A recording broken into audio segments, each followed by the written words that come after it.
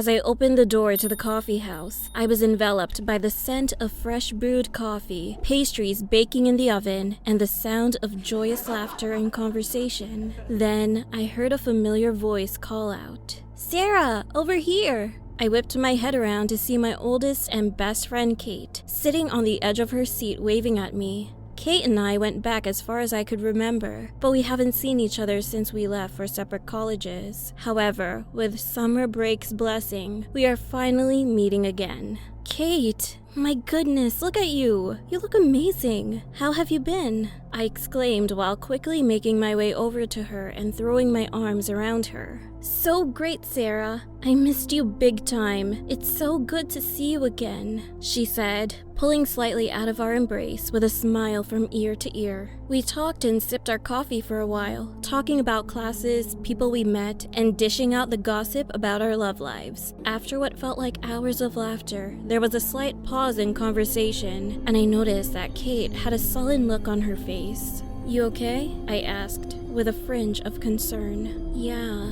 Hey, do you remember at all?" she asked, after a moment of hesitation. I saw her lips move, but didn't hear any sound come out. "Sorry, it's a little loud in here. Can you repeat that? Do you remember who used to live a few houses down from us?" This time there was no mistaking it. She was trying to say a name, but there was only silence. I leaned back, and then a flash of a memory came to me of Kate and I, but also another girl whose name, face, and voice were just static. Other memories came back slowly, and in them, there was a third girl, wherever Kate and I were, but when I tried to focus on her, it's like she'd been cut out of a photograph. "Sarah, something weird happened to me before I left. I was at my apartment, just playing around on my computer, and I felt this overwhelming urge to look outside. I saw a man wearing a suit round a corner of the building across the street. He was really tall, like, well over 7 feet. I don't know why, but seeing him really freaked me out. All that night, all I could think about was you and me, and that third girl who we used to play with.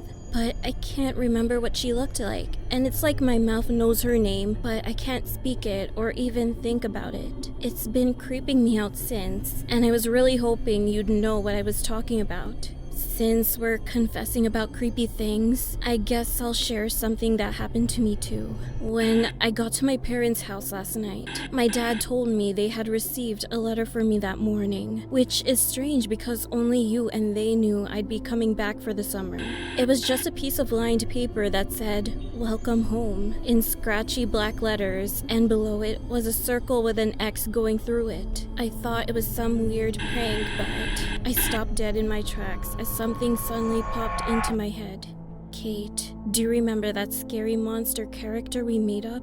The Slenderman?" No sooner had the words left in my mouth, I saw all the color leave Kate's face, and her expression turned from vague anxiety to complete dread. Her eyes shot up, and she erupted out of her seat, incoherently muttering as she pointed behind me. I whipped my head around and immediately saw what frightened her. I saw a man peering at us from outside the window across the darkened street. His limbs were grotesquely long and exaggerated. He wore a black suit with a black tie and a white-collared shirt, and most horrifying of all, his head was completely featureless, just smooth and pale white all over. There was no mistaking it.